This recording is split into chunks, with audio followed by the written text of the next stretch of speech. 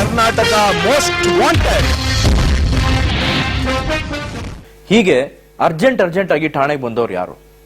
ನಡುಗೋ ಧ್ವನಿಯಲ್ಲಿ ಬಂದ ಅವರು ಪೊಲೀಸರ ಹತ್ರ ಏನಂತ ಹೇಳಿದ್ರು? ಸಣ್ಣ ಕಳ್ತನಗಳಿಂದ ದೊಡ್ಡ ಮಟ್ಟದ ದರೋಡೆಗಳಿಗೆ ಇಳಿದ ಕೇಶವಮೂರ್ತಿ ಇಲ್ಲಿ ಏನಾದ್ರೂ ತನ್ನ ಕೈ ಚೊಳಕ ತೋರಿಸಿದ್ನ?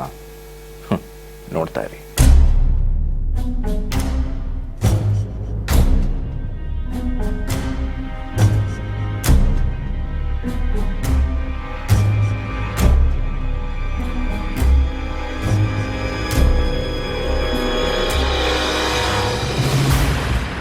ಇಷ್ಟಕ್ಕೆ ಇವನು ಸುಮ್ಮನಾಗ್ಲಿಲ್ಲ. ಇನ್ನೂ ಹೆಚ್ಚು ಕಳ್ಳತನ ಮಾಡ್ಬೇಕು ಎಂದು ಆಸೆ ಆಗ್ಬಿಡುತ್ತೆ. ಆದ್ರಿಂದ ಇವನು ಬೆಂಗಳೂರು ನಗರದಲ್ಲಿ ಕೆಲವು ಕಡೆ ಮನೆಗೆ ಬೀಗ ಹಾಕಿರೋದನ್ನ ನೋಡಿ ಅದನ್ನ ಹೊಡೆದು ಅಲ್ಲಿ ಕಳ್ಳತನ ಮಾಡಲು ಶುರು ಮಾಡ್ಬಿಟ್ಟ.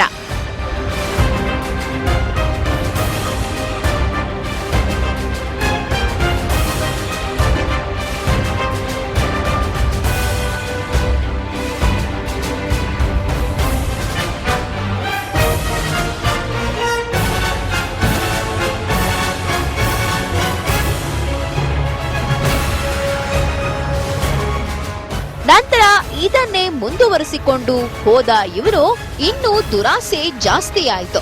ಆದ್ರಿಂದ ಈತ ವಾಹನಗಳ ರಾಬರಿಗೆ ಇಳಿದು ಬಿಟ್ಟ. ಯಾರಾದ್ರೂ 2 ವೀಲರ್ ಅಥವಾ 4 ವೀಲರ್ ನಿಲ್ಲಿಸಿದ್ರೆ ಸಾಕು, ಅದನ್ನ ಕಳ್ಳತನ ಮಾಡಲು ಶುರು ಮಾಡ್ಬಿಡ್ತಾನೆ.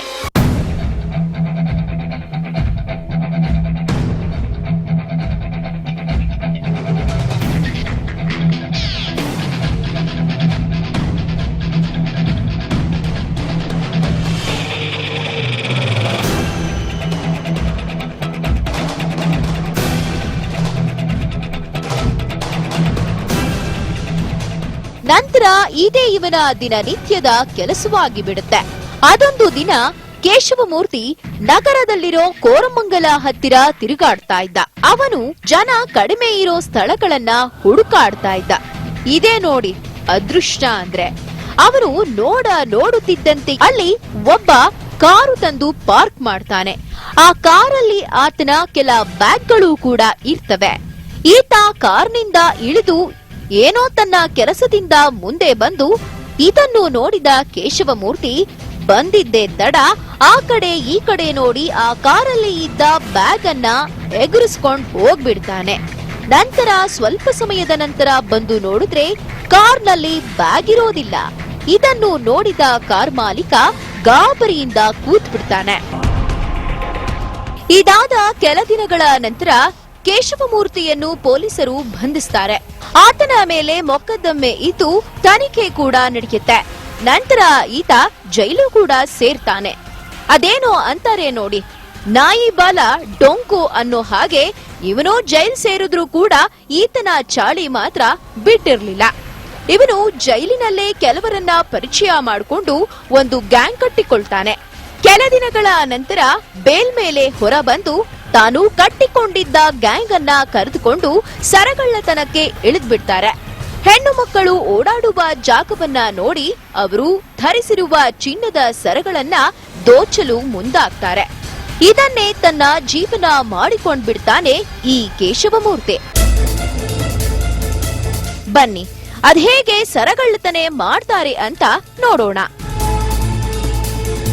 ಅದೊಂದು ದಿನ ಒಬ್ಬ ಮಹಿಳೆ ಅಂಗಡಿಯಲ್ಲಿ ಏನೋ ತನಗೆ ಬೇಕಾದ್ದನ್ನ ತರಲು ಹೋಗಿರ್ತಾಳೆ.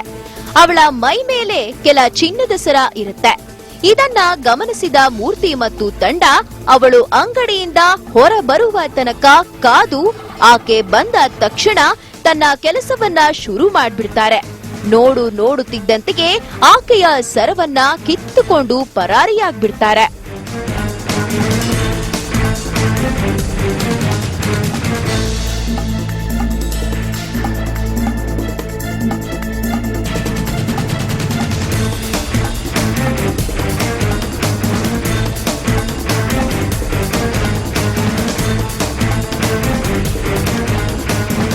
ಇದನ್ನೇ ಕಸುಬು ಮಾಡಿಕೊಂಡಿದ್ದ ಅವರಿಗೆ ಭಯ ಅನ್ನೋದು ಮರೆಯಾಗಿ ಹೋಯ್ತು. ಅವರು ಹಣದ ಆಸೆಗೆ ಏನ್ ಬೇಕಾದ್ರೂ ಮಾಡಲು ಸಿದ್ಧವಾಗ್ಬಿಟ್ಟಿದ್ರು. ಆದ್ರಿಂದ ಅದೊಂದು ದಿನ ಒಬ್ಬ ವ್ಯಕ್ತಿ ದಾರಿಯಲ್ಲಿ ಒಬ್ಬಂಟಿಯಾಗಿ ಹೋಗ್ತಾ ಇದ್ದನ್ನ ಗಮನಿಸಿದ ಅವರು ಆತನ ಮೇಲೆ ದಾಳಿ ಮಾಡ್ತಾರೆ.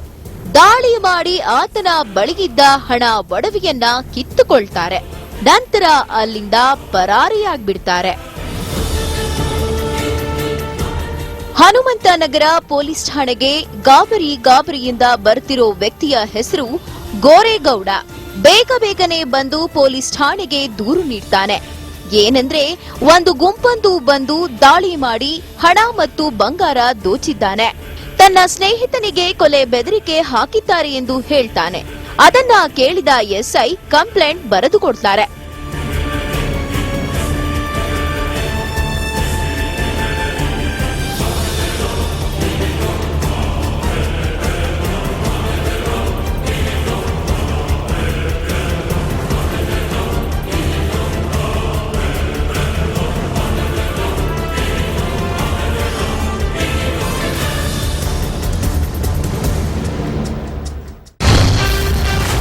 Karnataka most wanted.